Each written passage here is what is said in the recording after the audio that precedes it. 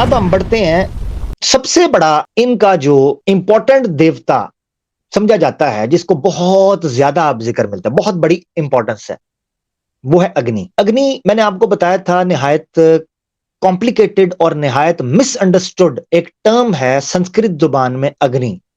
और मैंने आपको एक्सप्लेन भी कुछ अर्से पहले किया था कि भाई अग्नि के बारे में मुख्तलिफ ट्रांसलेशन और मुख्तलिफ चीजें की जाती हैं, नाम भी लिया जाता है इन चीजों का, मगर अभी मैं उसमें नहीं जा रहा। अभी मैं कॉन्सेप्ट पे बात करूंगा कि वेदा उसके बारे में क्या कहते हैं, तो उस तरफ आ जाते हैं हम। अग्नि के बारे में क्या है, अग्नि कैसे काम करती है, अग्नि दिखने में कैसी है, अग्नि देवता के बारे में वेद क्या कहते हैं, ये बड़ा इंपॉर्टेंट है।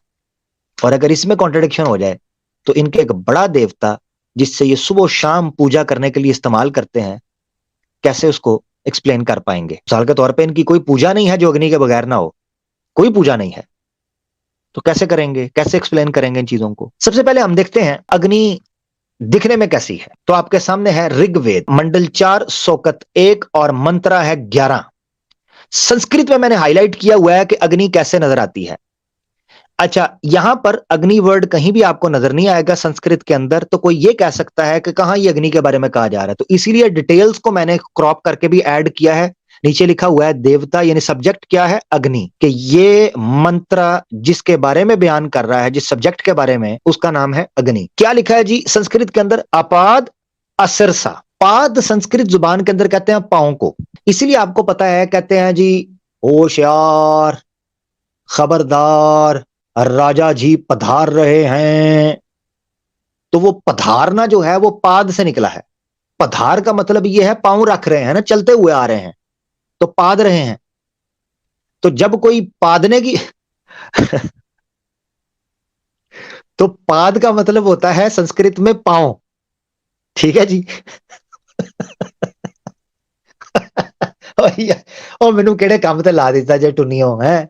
अच्छा भला मैं जिंदगी सुकून से केड़े काम ते मैनू ला दिता जे यार है। मुझे तो शक पड़ रहा है मैं पता नहीं अपने मोहल्ले का को पंडित हूं यार, हद है यार। And credit goes to H Muslim movement, सीधी गल है, और न्यूज नेशन, हाँ, और मोदी गोदी योगी। अच्छा, ये नीचे एक भाई ने कमेंट भी किया है, वो कहते हैं पादुका मीन्स चप्पल। ये देखें जरा, ये हमारे एक्स हिंदू हुसैन भाई हैं। पादुका मीन्स चप्पल, आगे समझ। ये पादुका कह रहे हैं, मुझे समझ आया पादूंगा।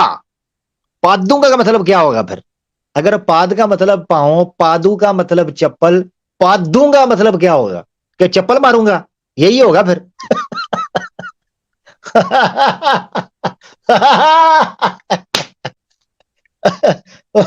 ओए होए, गणी ज्ञानी गुरु घंटाल। अग्नि देवता जो है उसके बारे में संस्कृत में जो शब्द इस्तेमाल हुए हैं वो हुए हैं अपाद और असिरसा। मैंने आपको बताया अपाद, पाद कहते हैं पाँव को, और अपाद यानी संस्कृत जुबान में जिस शब्द के शुरू में ए आ जाए उसके मुराद होती है उसका ऑपोजिट। वर्णा का मतलब है ये जाति पात जो करते हैं, अवर्णा का मतलब है उसके ऑपोजिट, उससे बाहर हो जाती बात, ठीक है। विद्या का मतलब है नॉलेज, अविद्या का मतलब है इग्नोरेंस, ठीक है जी। शुगुन शुभ, अब शुगुन उसको बोलते संभव असंभव, ठीक है ना। तो इस तरह ए शुरू में लग जाता है तो उसका मतलब ये हो जाता है। इंग्लिश में भी ऐसे इस्तेमाल होता है, जैसे आप कहते हैं पॉलिटिकल, ए पॉलिटिकल, ठीक है ना। किसी को कोई सियासी होता है तो उसको कहते हैं पॉलिटिकल, और अगर गैर सियासी हो कहते हैं ए पॉलिटिकल, यानी न्यूट्रल। तो ये भी इंग्लिश के अंदर भी इस तरीके से इस्तेमाल होता है। तो पाद का मतलब पांव, तो अपाद का मतलब जिसके पांव ना हो, और सर का मतलब होता है हेड, सर, ऊपर। और असर से, असरसा का क्या मतलब होता है, जिसका सर ना हो। ये अग्नि के बारे में आपके सामने ऋग्वेद के अंदर बयान हो रहा है। अब ये देखे सामने, विदाउट फीट, विदाउट हेड, ना उसके पाद थे ना उसका सिर था, अग्नि के बारे में कहा जा रहा है। मगर आगे मसला पड़ गया, मसला ये पड़ गया है कि ऋग्वेद में लिखा है कि अग्नि के 3 सर थे। अब इसकी भी जो पॉसिबल एक्सप्लेनेशन है वो मैं पेश करूंगा, क्योंकि वो भी हमारे जिम्मे है, ठीक है जी।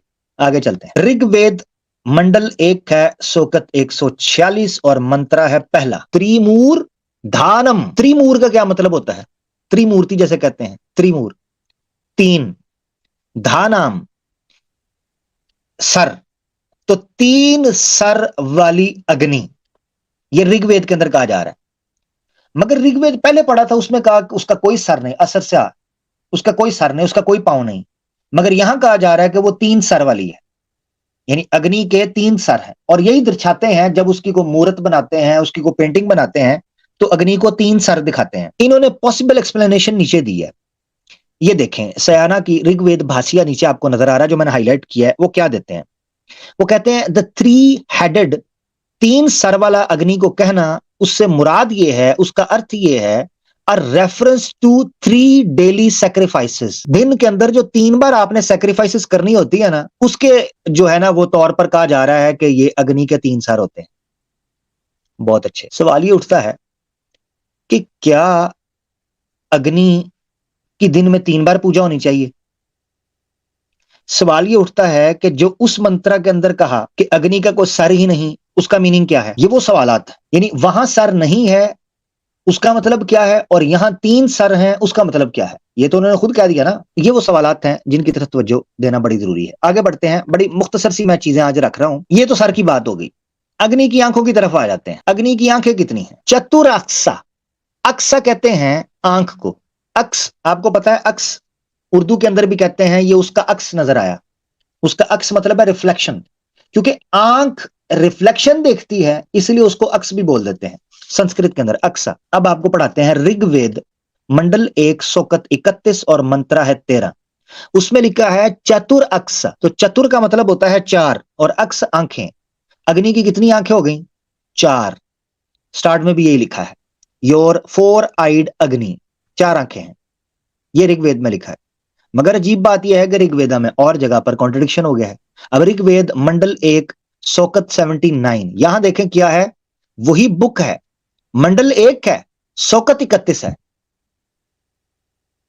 और मंत्रा 13 जहां 4 आंखें हैं, और यही मंडल है सोकत 79 79 और मंत्रा 12 है, वहां क्या लिखा है? सहस्र को अक्सो। हाँ, तो द 1000 आइड ऑल बिहोल्डिंग अग्नि ड्राइव्स अवे द राक्षसास। यहां पर अग्नि की हजारों आंखें हैं। सवाल ये होता है अग्नि का सर है या नहीं? सवाल ये होता है कि 3 सर हैं।